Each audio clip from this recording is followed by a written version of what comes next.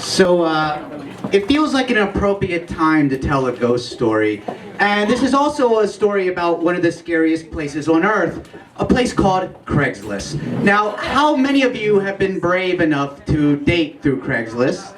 Or should I say, how many of you are brave enough to admit that you've dated through Craigslist? Me, I could write a whole fucking book about all of my wacky and often scary experiences dating through Craigslist. And the first thing I have to tell you is that Craigslist attracts crazy people like shit attracts flies. But make no mistake with that statement. I've already admitted that I've dated through Craigslist, which means I'm probably one of those crazy people. And the thing is, we always find each other like moths drawn to a flame. And one of my favorite crazy Craigslist dates happened about 12 years ago. I was 22 years old and I went out with a much older woman in her late 30s.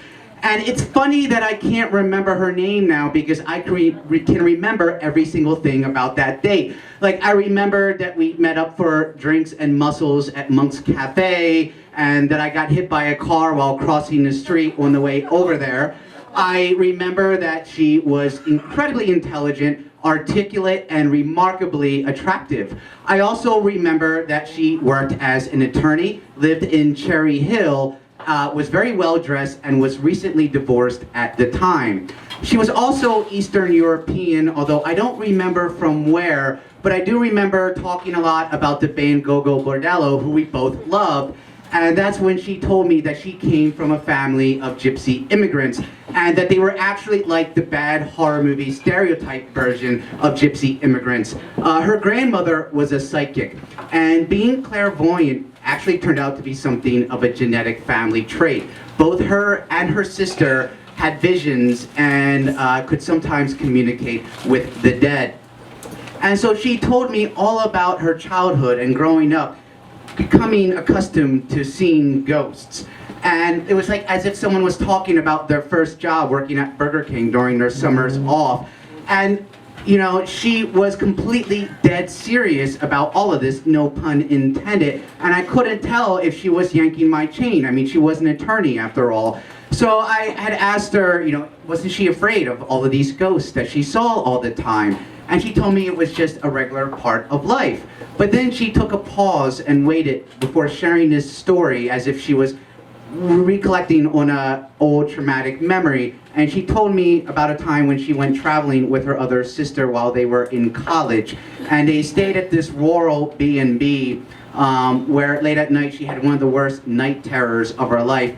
And she woke up from it having dreamt that she was being attacked by an older man that was trying to strangle her. And she woke up on the ground grasping for air when she looked over and saw her sister in the bed next to her crying in terror. And his sister had told her that she saw a shadowy male figure on top of her with his hands around her throat.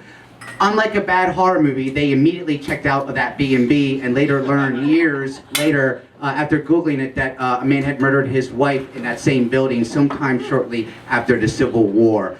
There was no hint whatsoever that this was some elaborate tall tale, and I thought it was fucking awesome. So like, I'm like dating someone from the X-Files. It's totally cool.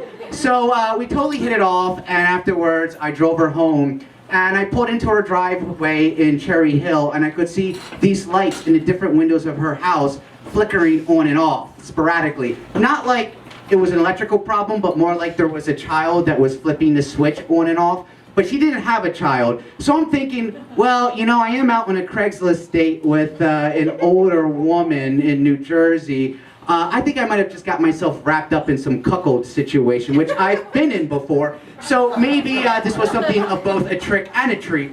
But so I asked her, you know, if she had lied about being single, and she told me no, it was just her ghost. But don't worry, he's harmless. And then she invited me in for coffee. Now, most people probably wouldn't go into the haunted house with the crazy older lady who maybe speaks to dead people, but probably just has a perverted husband hanging out in the closet. But I'm not most other people. And most other people would probably assume that being invited in for coffee after midnight on a first date is really just code for let's fuck. And sometimes they're right, but not this time. I went in and she made coffee and we awkwardly sat on her couch talking Meanwhile, lights are flickering on and off throughout the house, and I am sitting there like this dumb 22-year-old wondering what the hell am I supposed to do? Am I supposed to kiss her right now? I mean, she's the older, more experienced one. Isn't it like on her to make the first move? But finally, around 2 a.m., she tells me that she thought I was a really awesome, great guy, but there had been a dark presence that had been following me the whole night. That had been with me since the beginning of the date, and she just thought it wasn't a good idea to move forward, and then I got the friend speech.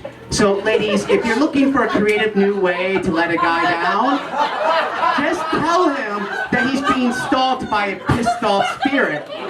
But the thing is, I did hang out with her a few more times, and I always loved hearing all of her different ghost stories, even if it might have been an elaborate trick. I mean, she was a lawyer. Thank you.